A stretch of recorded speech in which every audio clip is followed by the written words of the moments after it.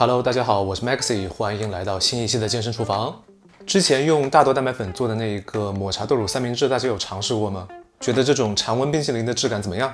那今天这一期我们再来利用大豆蛋白粉的这个特性做一个甜品，一款不需要冷冻就能享用的豆乳阿芙加朵。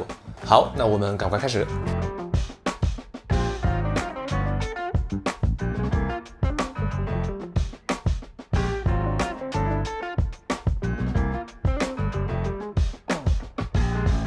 主要原料还是和之前的蛋白粉食谱一样，35克的大豆蛋白粉。我推荐用原味的大豆蛋白粉，最好是甜的那种。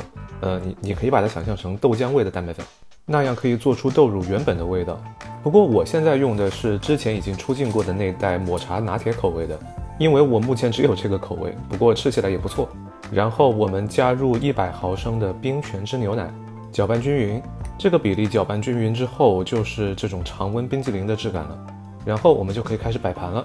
转移这些冰激凌的时候，可以像这样用2个勺子互相刮，这样比较方便。我必须要承认，这样弄也还是很麻烦的。做这个东西就是这样。不过往好听了讲，你可以说是仪式感，对吧？往不好听了讲叫作。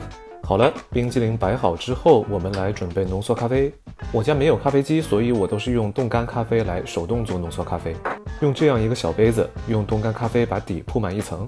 加入差不多等高的热水，摇一摇就是一份浓缩咖啡了。然后我们沿着容器边缘把咖啡倒进去，不要从冰激凌顶部倒下去，那样会让冰激凌溶解一部分，会影响2部分口感的差异。好了，最后我们来用乳清蛋白粉做一个浇头。我这里最推荐的是巧克力味的乳清蛋白粉，不过我手上没有，所以我用了奶茶味的。我们需要10克的乳清蛋白粉，然后我们按1:1的比例加入凉水，也就是差不多10毫升的凉水。这个比例搅拌出来是一种浓稠糖浆的质感，这个是非常甜的。但是阿芙加朵要的就是这种极甜和极苦的对撞。把糖浆浇到冰激凌上，然后我们这款常温阿芙加朵就完成了。好，那么来看看这份阿芙加朵的营养构成。这一份的总热量差不多是284大卡，里面有49.5克左右的蛋白质，4.5克的脂肪，11克的碳水，然后是44毫克的钠。大豆蛋白粉的这种特性拿来做甜点真的挺好用的。今天的这个做法自己拿来做下午茶挺好，而且我觉得也很适合家庭聚会，用小一点的容器分装起来招待朋友也是很不错的。OK， 那今天这期视频就拍到这里。如果大家喜欢觉得有用，麻烦请帮我点赞、订阅、分享。